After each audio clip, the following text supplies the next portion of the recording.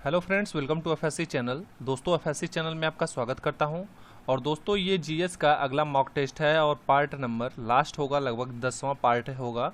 और इसमें इन सारे पार्ट में लगभग मोस्ट इम्पॉर्टेंट क्वेश्चन जितने भी भौतिक विज्ञान के प्रश्न बनते हैं उन सारे प्रश्नों को कवर करवाया गया है।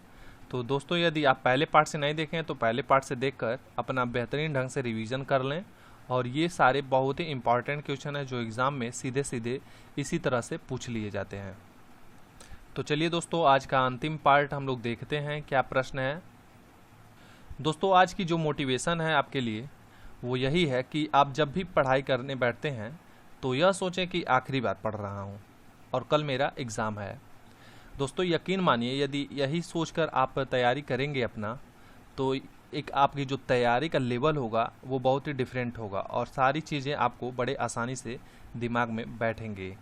और इस तरह से आप किसी भी बड़े एग्ज़ाम की तैयारी करते हैं या छोटे एग्ज़ाम की तैयारी करते हैं, बड़े आराम से उस एग्ज़ाम को आप क्रैक कर सकते हैं। तो जब भी आप पढ़ाई करें तो ये माने कि यही एक बार पढ़ूंगा और बेहतरीन ढंग से पढ़ूंगा। और दोस्तों, घंटे से पढ़ाई नहीं होती है। पढ़ाई दोस्तों, कितना आप पढ़ रहे हैं, कितना आपके दिमाग में बैठ रहा है, उससे होता है।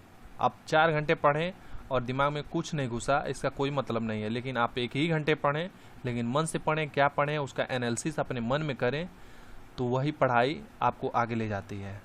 तो चलिए, आज की टेस्ट सीरीज हम लोग स्टार्ट करते हैं और इस बात को आप लोग विशेष रूप से ध्यान दीजिएगा, इस चीज़ को फॉलो जरूर कीजिएगा।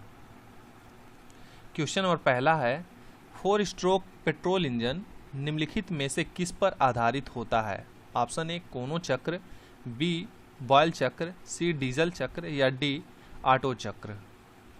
तो दोस्तों, इसका जो राइट आंसर होगा वो होगा डी ऑटो चक्र। प्रश्न नंबर दूसरा है, खगोल भौतिकी के लिए भारत में जन्मे किस वैज्ञानिक को नोबेल पुरस्कार प्रदान किया गया है? Option A sir CV Raman, B professor Chandrashekhar, C Vikram Sarabhai या डी सत्येंद्र नाथ बोस।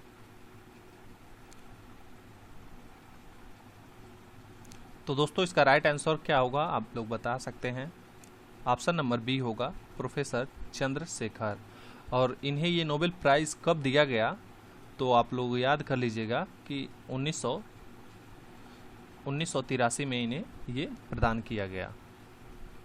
प्रश्न नंबर तीसरा है, क्लोरोफ्लोरोकार्बन ज़्यादातर कहाँ इस्तेमाल होते हैं? ऑप्शन ए सौर हीटरों में, बी माइक्रो ओवनों में, सी रेफ्रिजरेटरों में या डी धुलाई मशीनों में। तो दोस्तों, आप लोग इस्तेमाल इस चीज़ को करते हो, राइट आंसर आप बता सकते हो। क्लोरोफ्लोरोकार्बन का ज़्यादातर इस्तेमाल इन चारों ऑप्शनों में से ऑप्शन नंबर सी रेफ्रिजरेटर होगा। आइए आगे बढ़ते हैं। प्रश्न नंबर 4 है, उत्तरी ध्रुव की खोज किसने की थी? Option A Amundsen, B Robert Peary, C John Cabot या डी तासमान। तो दोस्तों, इसका राइट आंसर जो होगा वो होगा option number B Robert Peary. और ये कहाँ के वैज्ञानिक थे? तो अमेरिका के वैज्ञानिक थे। और इन्होंने ये खोज कब की, तो आप इसका राइट आंसर ये बता सकते हैं कि 1901 में इसका खोज हुआ था। इस चीज़ को आप लोग याद कर लीजिएगा, 1901 में अमेरिकी वैज्ञानिक थे, ये भी ध्यान दीजिएगा। क्वेश्चन नंबर 5 है, निम्नलिखित में से कौन सा कण परमाणु के नाभिक से संबंधित नहीं है? Option A proton, B electron, C meron या डी न्यूट्रॉन। तो बड़ा इजी क्वेश्चन है, आप लोग बड़े आसानी से इसको बता सकते हैं। राइट आंसर जो होगा वो होगा मेरॉन। इसके साथ ही दोस्तों, ये याद कर लीजिएगा कि प्रोटॉन की खोज किसने की थी, तो आप लोग रदरफोर्ड को ऑप्शन रहेगा तो टिक कर दीजिएगा। और 1920 के आसपास में, 1920 ही मानिए, 1920 में किया था। और इलेक्ट्रॉन की आपको पता होना चाहिए, जेम्स चैडविक ने किया था और न्यूट्रॉन थॉमसन ने। सॉरी, यहाँ पे इलेक्ट्रॉन की खोज थॉमसन होगा और न्यूट्रॉन की खोज जो होगा वो जेम्स चैडविक होगा। आप लोग इस विशेष रूप से ध्यान दीजिएगा, थोड़ा सा मिस्टेक हो गया बोलने से। और दोस्तों, इसको यदि आपको ट्रिक से याद करना है तो आप लोग इसको इस तरह से याद कर लीजिएगा, पेन और आरटीसी, यानी कि पेन का आप पी को आर से करेंगे तो प्रोटॉन रदरफोर्ड हो जाएगा, ई का इलेक्ट्रॉन थॉमसन हो जाएगा और न्यूट्रॉन जो होगा सी चैडविक हो जाएगा। पेन आपको RTC से याद कर सकते हैं। आगे बढ़ते हैं। प्रश्न नंबर 6 है, अधिकतम जैविक क्षति किससे होती है? ऑप्शन ए गामा किरणें, बी एक्स किरणें एक्सरे, सी अल्फा किरणें या डी बीटा किरणें। तो इस क्वेश्चन को इस तरह से भी पूछ सकता है कि वेधन क्षमता सबसे अधिक किसकी होती है? तो दोस्तों इसका जो राइट आंसर होगा वो होगा ऑप्शन नंबर ए गामा किरणें। दोस्तों यहाँ पे यदि क्वेश्चन पूछे कि गामा किरणें की खोज किसने की थी, तो आप राइट आंसर हेनरी बेकुरल को लगा देंगे। हेनरी बेकुरल ने इनका किया था खोज। प्रश्न नंबर 7 है, निम्नलिखित में कौन सा प्रक्षेपास्त्र वायु से वायु वाला प्रक्षेपास्त्र है? ऑप्शन ए अग्नि, बी पृथ्वी, सी अस्त्र या डी आकाश। दोस्तों जो भी छोटी बहुत एक्स्ट्रा जानकारी दी जाती है तो उसको आप लोग नोट कर लीजिएगा या फिर अपने दिमाग में बैठा लीजिएगा। वैसे तो नोट कर लेंगे तो रिवीजन के लिए सही रहेगा। ये सारी चीज़ें बहुत ज़रूरी होती हैं। इसका राइट आंसर बताइए क्या होना चाहिए? तो दोस्तों इसका राइट आंसर जो होगा वो होगा अस्त्र। यहाँ पे अग्नि की बात करें तो ये सतह से सतह पे मार करने वाला है, और आकाश की बात करें तो सतह से हवा में मार करने वाला मिसाइल होता है। प्रश्न नंबर 8 है, एक्स किरणों की खोज किसने की थी? Option A Roentgen, B Faraday, C Lavoisier या डी एच डेवी। तो दोस्तों इसका राइट आंसर जो होगा एक्स किरणों की खोज जो है रोएंटजन ने की थी, और बहुत ही बार एग्जाम में पूछा हुआ क्वेश्चन है आप, और हर बार एग्जाम में पूछने के इसके चांसेस भी होते हैं, तो आप इस चीज़ को याद कर लीजिएगा। बाकी ये तीनों ऑप्शन है, आप लोग कमेंट बॉक्स में ज़रूर बताइए कि जो ये वैज्ञानिक हैं क्या क्या खोज किए थे। क्वेश्चन नंबर 9 है, नौसेना के निम्नलिखित जहाज़ों में से विमान वाहक की पहचान कीजिए। ऑप्शन ए INS तलवार, बी INS विराट, सी INS मैसूर या डी INS राजपूत। तो दोस्तों इसका जो राइट आंसर होगा वो होगा INS विराट। प्रश्न नंबर 10 है, वायुयान का आविष्कार किसने किया था? Option A sir Frank Whittle, B Orville Wright and Wilbur Wright, C Christiaan Huygens या डी माइकल फैराडे। तो दोस्तों मैंने इसके पहले टेस्ट जब करवा रहा था तो उस पर बताया था कि वायुयान का आविष्कार किसने किया था। थोड़ा सा भी आपको लर्न होगा तो आप कमेंट बॉक्स में बता सकते हैं कि हाँ बताया गया था, और इसका राइट आंसर भी दे सकते हैं। दोस्तों इसका जो राइट आंसर होगा वो होगा आरविल राइट एंड विल्बर राइट, या फिर इसको राइट बंधु भी बोल सकते हैं। तो दोस्तों इन चारों ऑप्शन में से बताइए राइट आंसर क्या होगा? दोस्तों इसका जो राइट आंसर होगा वो होगा रोजर बेकन ने। इससे ये भी पूछ सकता है कि गन पाउडर का आविष्कार किसने किया था, या काला पाउडर के नाम से भी जाना जाता है, तो आप इस बात को ध्यान दीजिएगा, क्वेश्चन घुमा फिरा के पूछ सकता है। प्रश्न नंबर 12 है, जेट इंजन का आविष्कार किसने किया था? Option A Karl Benz, B Michael Faraday, C Thomas Savery या डी सर फ्रैंक विट्टल। तो दोस्तों राइट आंसर जो हो जाएगा वो होगा option number D sir Frank Whittle ने।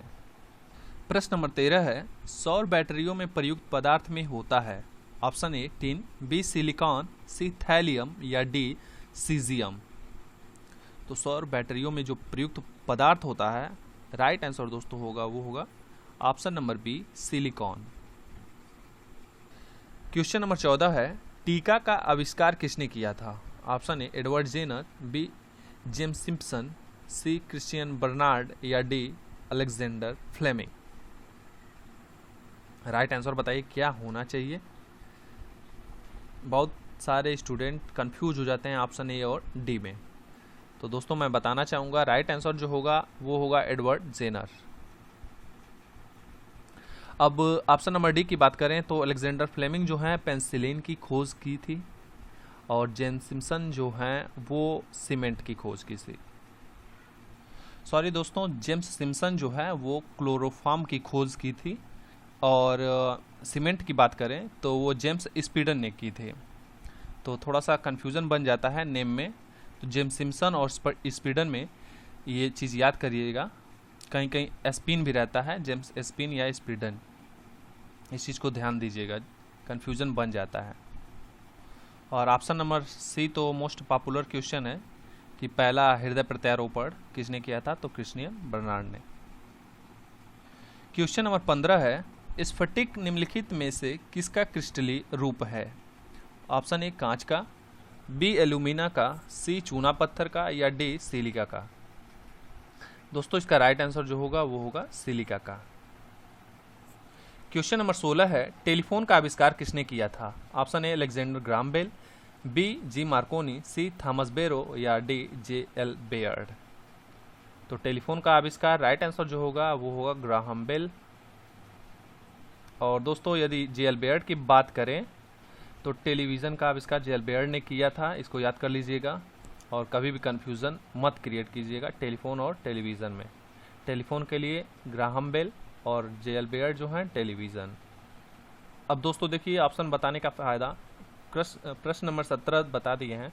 पेंसिलिन का आविष्कार किसने किया था? तो आप बताया दिया गया है पहले ही, अलेक्जेंडर फ्लेमिंग में। राइट आंसर हो जाएगा। प्रश्न नंबर 18 है, नासा के किससे संबंधित मिशन का नाम जूनो है? Option A Mangal, B Shani, C Brihaspati, या डी इनमें से कोई नहीं। तो जूनो मिशन का संबंध आप हमेशा के लिए लर्न कर लीजिएगा, बृहस्पति से है। Right answer option number C हो जाएगा। प्रश्न नंबर 19 है, अंतरिक्ष एवं संबंधित विज्ञानों में अनुसंधान के लिए प्रमुख राष्ट्रीय केंद्र जिसे भौतिक अनुसंधान प्रयोगशाला कहते हैं कहाँ स्थित है? Option A Dehradun, B Ahmedabad, C Bengaluru, या डी पुणे। तो दोस्तों इसका राइट आंसर हो जाएगा अहमदाबाद में। क्वेश्चन नंबर 20 है, आलेख पाठ ध्वनि, वीडियो तथा सजीवन के संयोजन में सूचना को कहा जाता है? ऑप्शन ए बहुफलकिका, बी बहुक्रमादेश, सी बहुसंसाधन, या डी बहुमीडिया। तो बड़े आसानी से इसका राइट आंसर दे सकते हैं। इसका जो राइट आंसर होगा दोस्तों वो होगा ऑप्शन नंबर डी बहुमीडिया। क्वेश्चन नंबर 21 है, गैल्वेनाइज्ड लोहा बनाने के लिए लोहे पर किसका लेप किया जाता है? ऑप्शन ए निकेल का, बी जिंक का, सी सल्फर का, या डी क्रोमियम का। तो दोस्तों इसका जो राइट आंसर होगा वो होगा जिंक का। प्रश्न नंबर 22 है, प्रकाश वर्ष निम्नलिखित में से किसका मात्रक होता है? कई बार बता चुका हूं इसको और लगभग आपसे गलती नहीं होनी चाहिए। राइट आंसर जो होगा दोस्तों वो होगा ऑप्शन नंबर बी खगोलीय दूरी या दूरी। आप कमेंट बॉक्स में बताइए एक प्रकाश वर्ष कितने किलोमीटर के बराबर होता है। प्रश्न नंबर 23 है, जब किसी वस्तु को पृथ्वी से चांद पर ले जाया जाए तो ए भार और द्रव्यमान दोनों एक समान रहते हैं, बी भार और द्रव्यमान दोनों बदल जाते हैं, सी भार बदल जाता है परंतु द्रव्यमान उतना ही रहता है, या डी द्रव्यमान बदल जाता है परंतु भार उतना ही रहता है। दोस्तों इसको सोच समझ कर आंसर दीजिएगा। तो दोस्तों इसका राइट आंसर जो होगा वो होगा ऑप्शन नंबर सी भार बदल जाता है परंतु जो द्रव्यमान रहता है वो उतना ही रहता है। अब हम यहाँ पे द्रव्यमान के बारे में जान लेते हैं कि द्रव्यमान किसी पदार्थ का वह मूल गुण है जो उस पदार्थ के त्वरण का विरोध करता है। सरल भाषा में यदि बात करें तो द्रव्यमान से हमें किसी वस्तु का वजन और गुरुत्वाकर्षण के प्रति उसके आकर्षण या शक्ति का पता चलता है।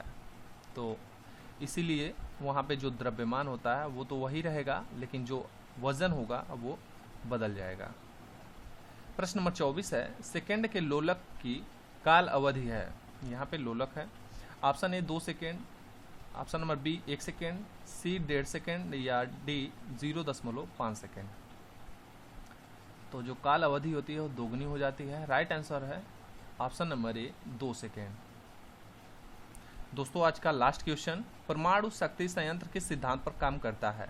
ऑप्शन ए तापीय दहन, बी विखंडन, सी संलयन, या डी इनमें से कोई नहीं। तो दोस्तों इसका जो राइट आंसर होगा वो होगा विखंडन पे आधारित होता है परमाणु शक्ति संयंत्र। तो दोस्तों मैंने पूरी कोशिश की है कि केमिस्ट्री के ये फिजिक्स के सारे क्वेश्चन कंप्लीट करवा लें और लगभग 10 पार्ट में इसको कंप्लीट करवाया, मोस्ट इम्पॉर्टेंट क्वेश्चन। बाकी अगले पार्ट में बायोलॉजी या केमिस्ट्री के क्वेश्चंस होंगे। उम्मीद करता हूं दोस्तों वीडियो अच्छी लगी होगी और आप लोग इसको चैनल को सब्सक्राइब कीजिए और लाइक्स ज़रूर कीजिएगा। और कोई एरर रह गया हो तो आप कमेंट बॉक्स में उसे मेंशन कर दीजिएगा।